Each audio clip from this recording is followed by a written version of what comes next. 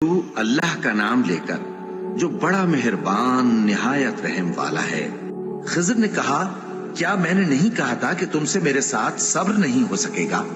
انہوں نے کہا کہ اگر میں اس کے بعد پھر کوئی بات پوچھوں یعنی اعتراض کروں تو مجھے اپنے ساتھ نہ رکھیے گا کہ آپ میری طرف سے عذر کے قبول کرنے میں حد کو پہنچ گئے ہیں۔ پھر دونوں چلے یہاں تک کہ گاؤں والوں کے پاس پہنچے اور ان سے کھانا طلب کیا۔ انہوں نے ان کی ضیافت کرنے سے انکار کیا۔ پھر انہوں نے وہاں ایک دیوار دیکھی جو گرا چاہتی تھی تو خضر نے اس کو سیدھا کر دیا۔ موسیٰ نے کہا کہ اگر آپ چاہتے تو ان سے اس کا معاوضہ لے لیتے تاکہ کھانے کا کام چلتا۔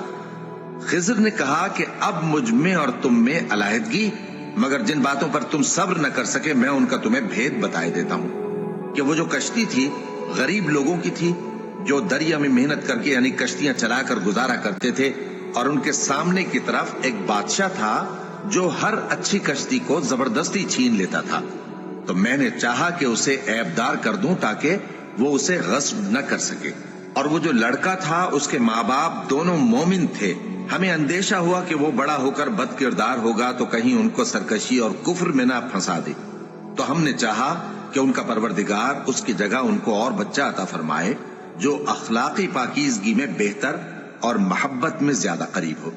اور وہ جو دیوار تھی سو 2 یتیم لڑکوں کی تھی جو شہر میں رہتے تھے، اور اس کے نیچے ان کا خزانہ دفن تھا، اور ان کا باپ ایک نیک آدمی تھا۔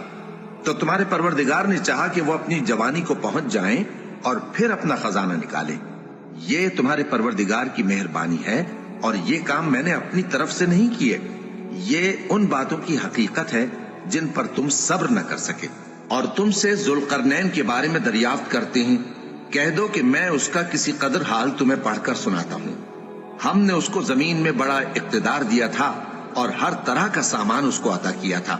تو اس نے ایک سفر کا سامان کیا، یہاں تک کہ جب سورج کے غروب ہونے کی جگہ پہنچا تو اسے ایسا پایا کہ ایک کیچڑ والے چشمے میں ڈوب رہا ہے، اور اس چشمے کے پاس ایک قوم دیکھی۔ ہم نے کہا ذوالقرنین تم ان کو خواہ تکلیف دو خواہ ان کے بارے میں بھلائی اختیار کرو، دونوں باتوں کی تم کو قدرت ہے۔